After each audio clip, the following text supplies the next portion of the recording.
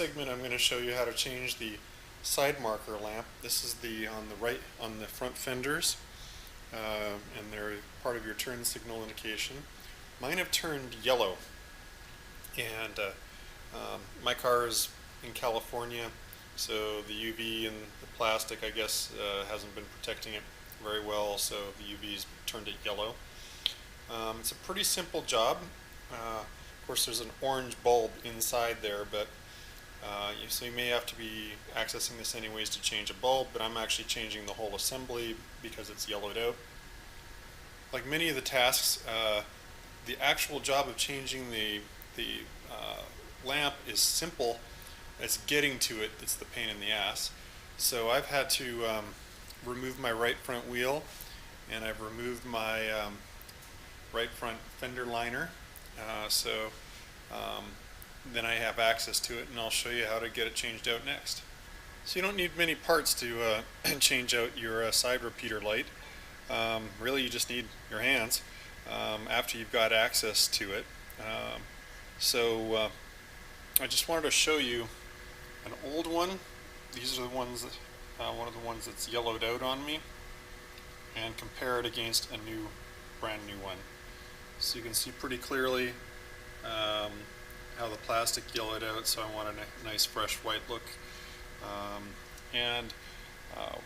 Also, once I have the repeater out, I'm going to have access to the paint around it, so I'm going to have a clean, wet, damp microfiber towel. I'm actually going to clean up the opening once I have it out of the fender. So here's the outside of the fender. I apologize for the camera angle. I've got my head kind of twisted in here.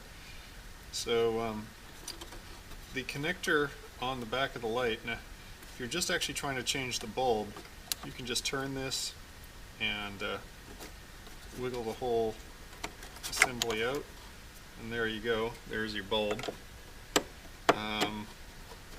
But I'm actually going to want to take my whole side marker lamp assembly out. So there's this little metal band, like a wire, and I'm just going to squeeze it, and I'll show you in a detailed video in a second. And when I do that, now I can take my connector right off, and then grab the whole assembly, not by the bulb part, but by the actual plastic main body, and I'm going to turn it just about 5 or 10 degrees counterclockwise, and that's going to be able to pass it out now. And on the outside here now, that's it.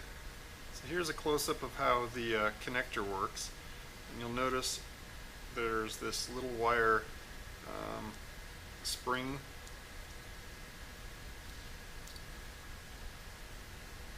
So that is what engages these two little clips into the side, and then you'll notice on the light fixture itself there's a ridge only on one side. It's not on this side. It's only on the one side, so it goes towards the wire, and just squeeze it and it clips on. It's on pretty solid now. Squeeze it, comes apart. So easy peasy lemon squeezy. So now that I have the old side marker lamp out, you'll notice there's all the dirt that's built up over the years is sitting here in the recess. So I have my damp microfiber towel. I'm just going to go ahead and give that a quick clean.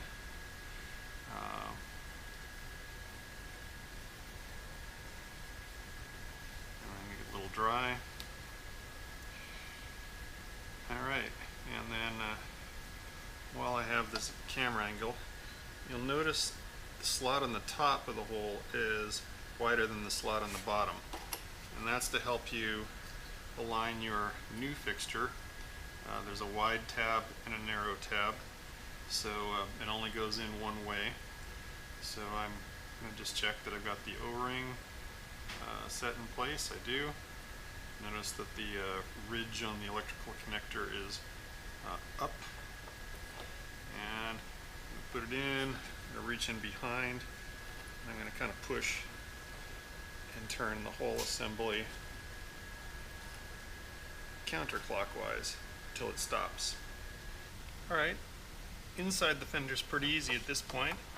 Just squeeze the wire band and fit it over your electrical connector, and make sure it's twisted tight to the right, that I haven't accidentally loosened it fiddling with everything. Give it a tug, and now I'm going to go try and see if the light works.